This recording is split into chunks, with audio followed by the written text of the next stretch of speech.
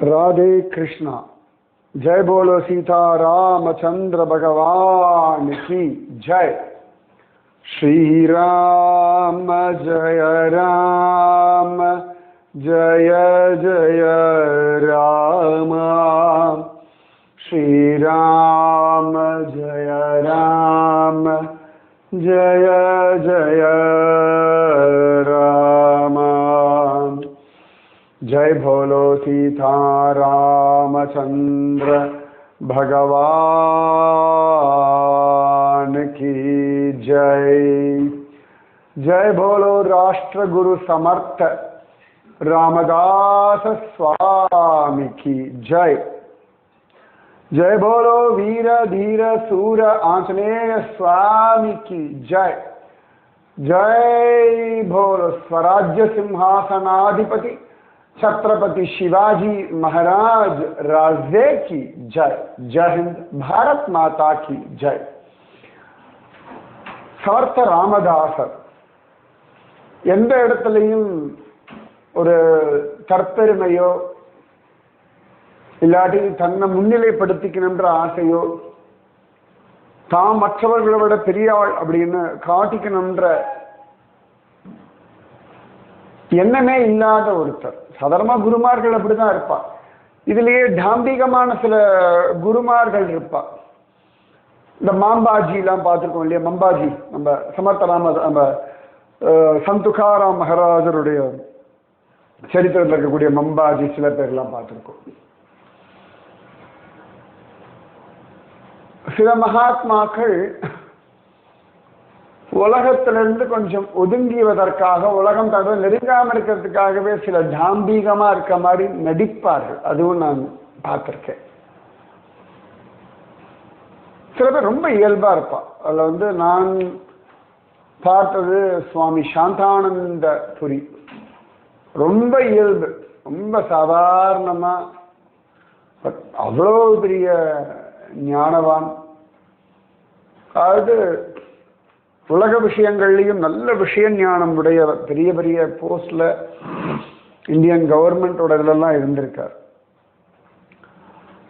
ஞான விஷயத்திலையும் பாகவதம், உபனிஷதங்கள், வேதம் எல்லாத்துலேயுமே ஒரு விசேஷமான ஒரு திறமையுடையவர்.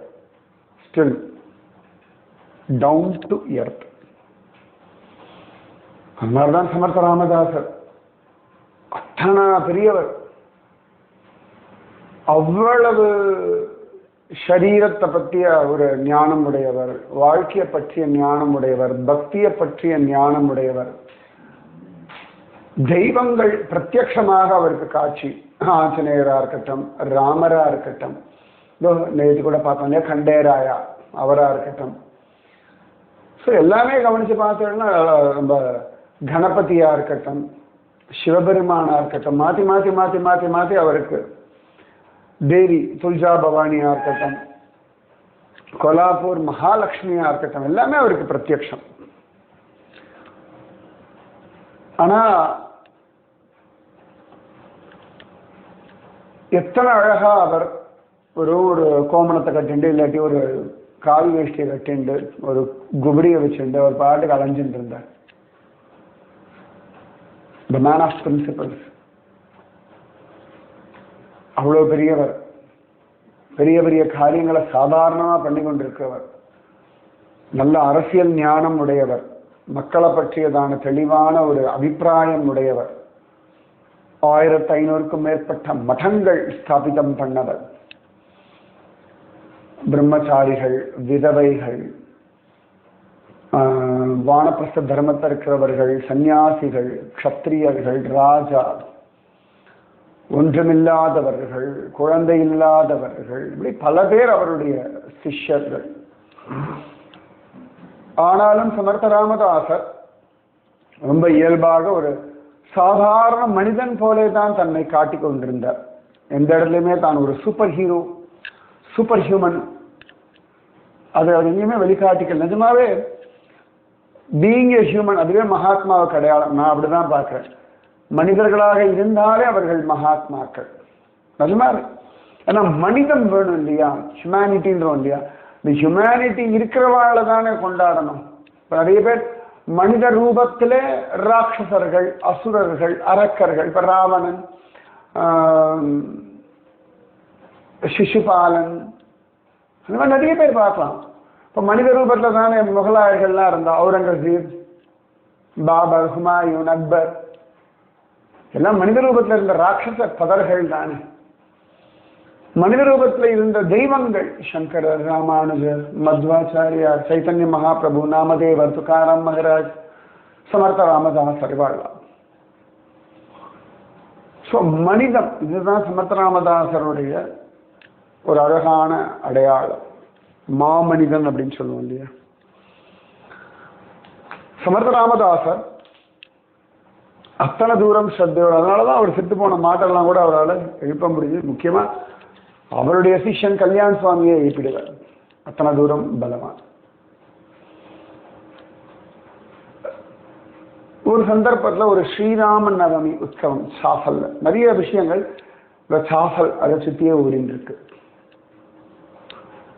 ஒரு ஸ்ரீராம நவமி உற்சவம் நிறைய பேர் வந்திருக்கா பல ஊர்கள்ல இருந்தும்.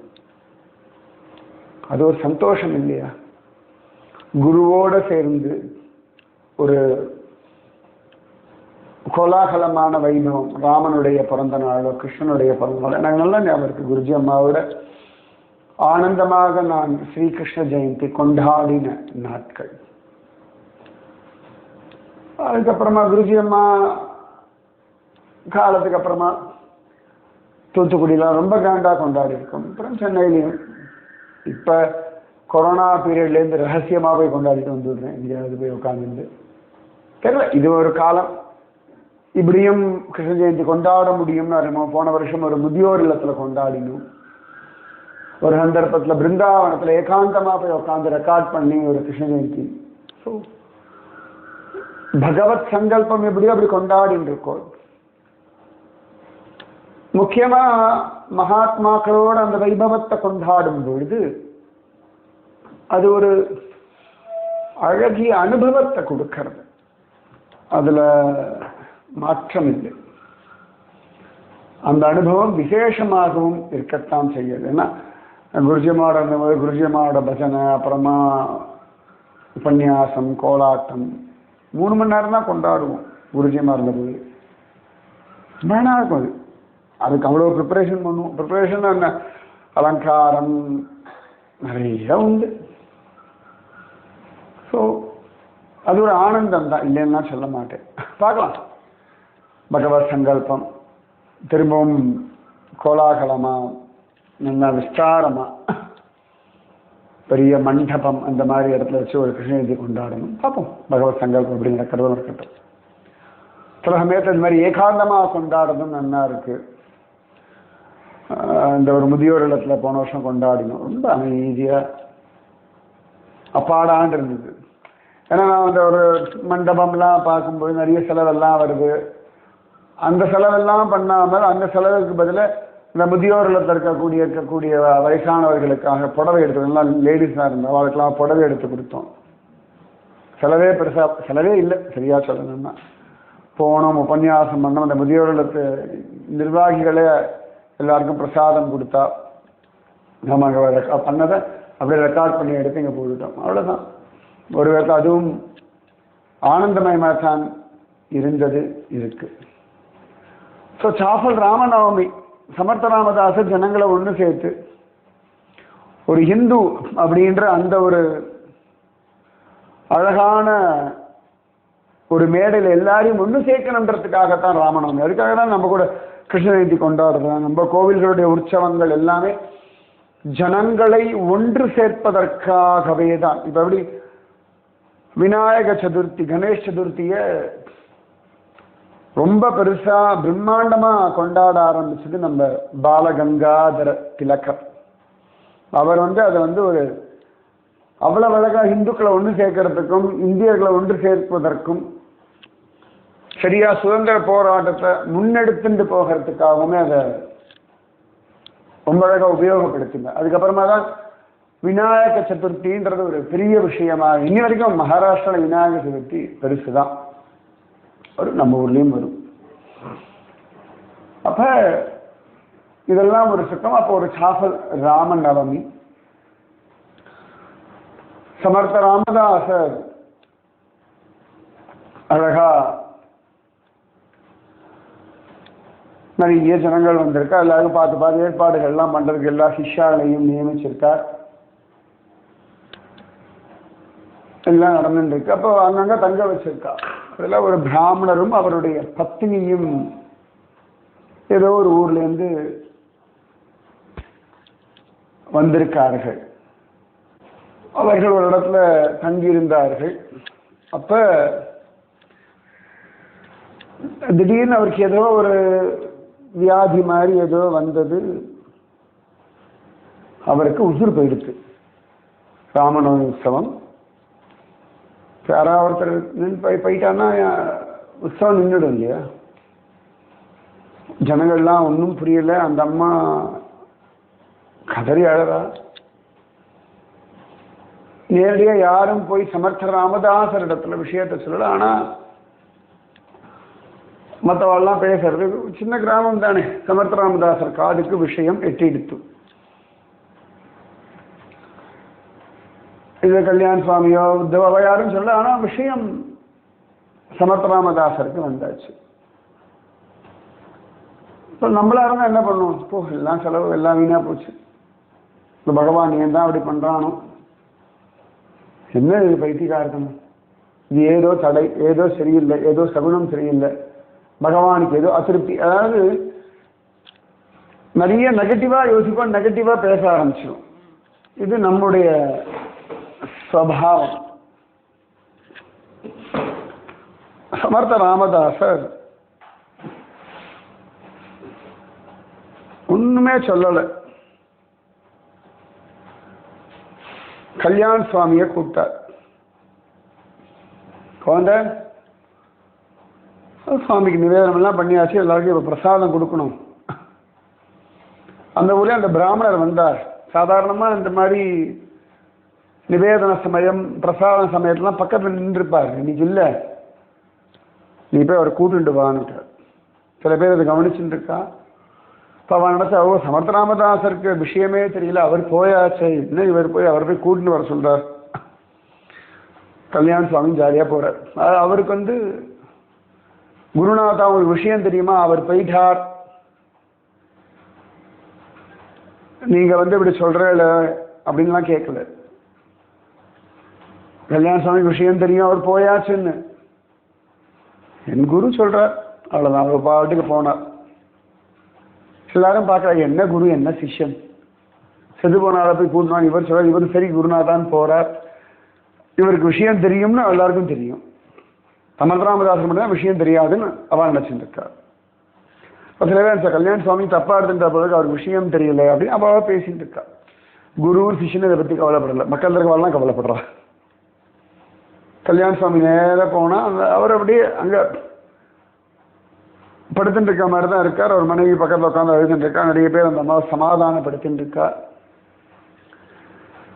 கல்யாண சுவாமி போறார்.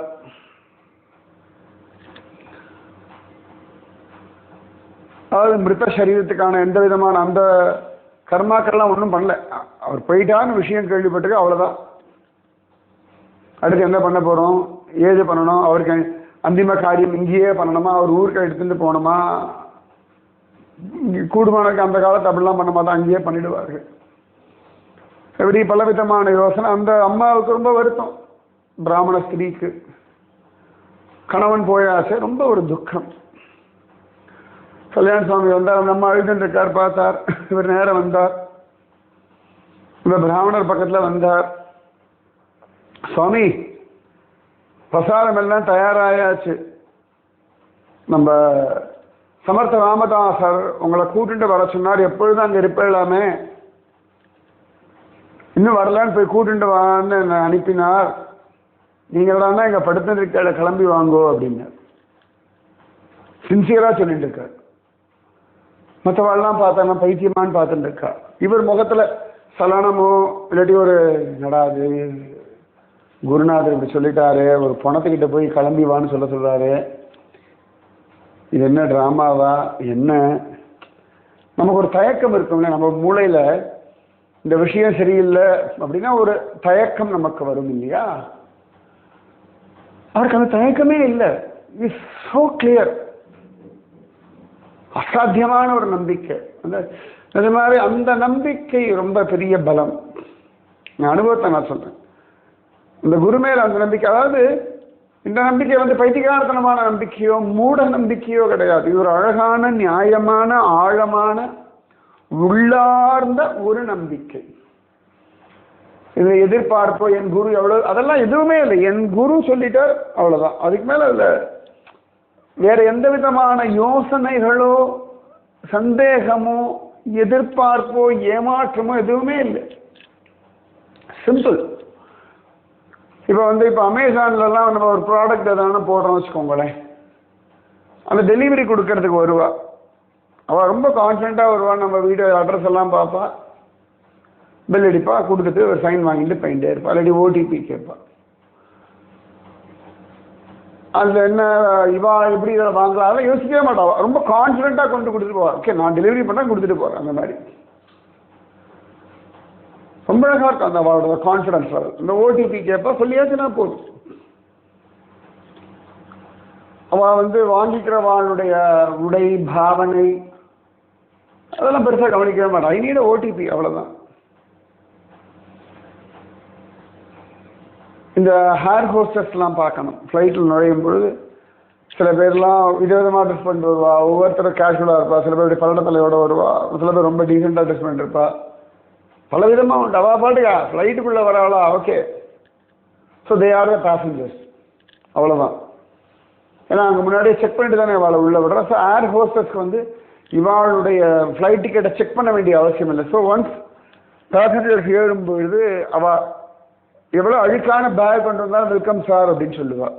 அவள் பார்த்தாலே ஒரு அழுக்கழுக்காக ட்ரெஸ் கொண்டு வந்தாலும் வெல்கம் சார் தான், வேறு ஆப்ஷனே கிடையாது அவளுக்கு. இவன் அப்படி உள்ளே வரலாம், பேசஞ்சர் வரணும் சந்தேகம்லாம் அவளுக்கு வரவே வராது. இந்த மாதிரி நிறைய சொல்லிட்டு போகலாம். என்னுடைய அம்மா எல்லாம் சொல்லிட்டோம்னா குழந்தைகள் அப்படியே நம்பும் இல்லையா? அது போல கல்யாண சுவாமி வந்தார், எல்லாம் சொன்னார். எல்லாரும் பார்த்துட்டு இருக்கா. இந்த செத்து போன பிராமணர் திடீர்னு கூப்பிட்டாரோ, அதோ வந்துட்டேன், என்னமோ தெரியல அப்படி படுத்துட்டேன் அப்படின்னார். எல்லாருக்கும் திடுக்குன்னு எடுத்து. யாரும் இதே எதிர்பார்க்கல. யாராவது இவர்கிட்ட சொல்லலாம், செத்து போயிட்டா சொல்லலாம்னு பார்த்தா அவர் எழுந்துட்டார். அதிசயமா இருந்த எல்லாருக்கும் அவருக்கு வாங்க போலாம் அப்படின்னா, மனைவியை பார்த்தா நீருக்கு அழுதுருக்காய் வா. அவளுக்கு என்னத்தை சொல்ல முடியும்? போயாச்சுன்னு தெரியும். ஆனால் போனவர் திடீர்னு உயிர் பிழைச்சி எழுந்தார் அப்படின்னா நிச்சயமாகவே எவ்வளவு பெரிய விஷயம். சமத்ராமதாசர் தன் பெருமையையோ தன் பலத்தையோ நிரூபணம் பண்றதுக்காக இது பண்ணல. ஆயுசு இருந்தது. இந்த மாதிரி சில சந்தர்ப்பங்கள்ல சில மகாத்மாக்கள் இறந்து போனவர்களை எழுப்பியிருக்கார்கள்னு இருக்கு. சுவாமி ராகவேந்திரர் ஆச்சு. இப்போ அவரோட ஆராதனை வர்றது அடுத்த 3 நாள். அவர்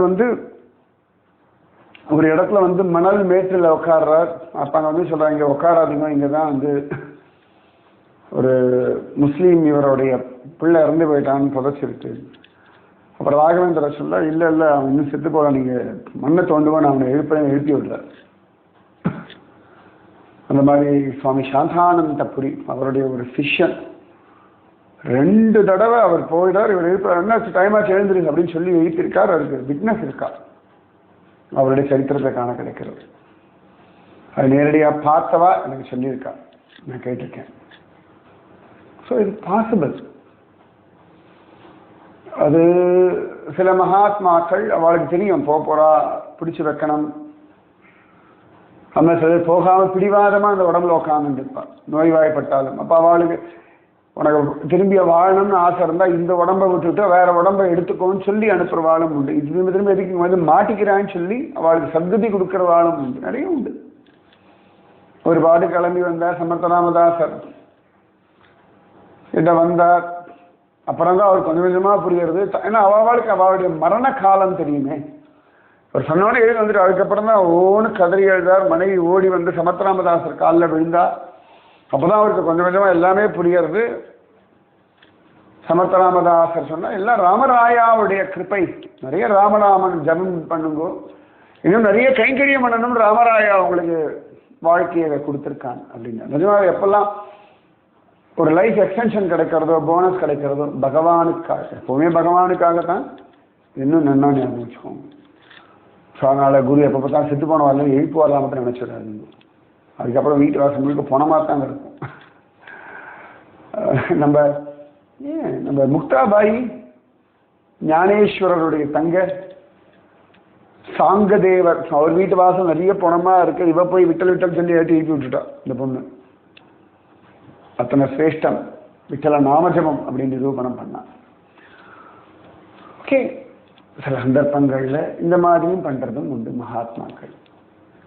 ஸோ இந்த மாதிரி மகாத்மாக்கள் நினைச்சுக்கோங்க, வாழ்க்கை இருக்கிற வரைக்கும் நல்லபடியா வாழுங்க, நிம்மதியா வாழுங்க, சந்தோஷமா வாழுங்க, குடும்பத்தோட வாழுங்க.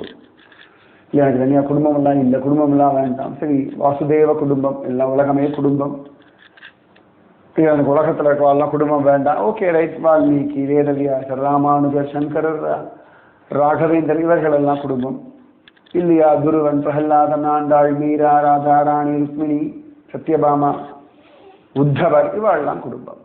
நிறைய பேர் இருக்கா. எப்படி இருந்தாலும் நீ உலகத்தில் இருக்கிற வரைக்கும் குடும்பம் உண்டு. அது உங்களுடைய இரத்த பந்தத்தோடான குடும்பமாகத்தான் இருக்க வேண்டும் என்கின்ற அவசியம் இல்லை. ஆத்ம பந்துத்துவமும் உண்டு. சரியா? ராதே கிருஷ்ணா. ஸ்ரீராம ஜய ராம ஜய ஜய ராம, ஸ்ரீராம ஜய ராம ஜய ஜய ராம. जय बोलो सीता रामचंद्र भगवान की जय. जय बोलो राष्ट्रगुरु समर्थ रामदास स्वामी की जय. जय बोलो वीर धीर सूर आंजनेय स्वामी की जय. जय बोलो स्वराज्य सिंहासनाधिपति छत्रपति शिवाजी महाराज राजे की जय. जय हिंद, भारत माता की जय. राधे कृष्णा.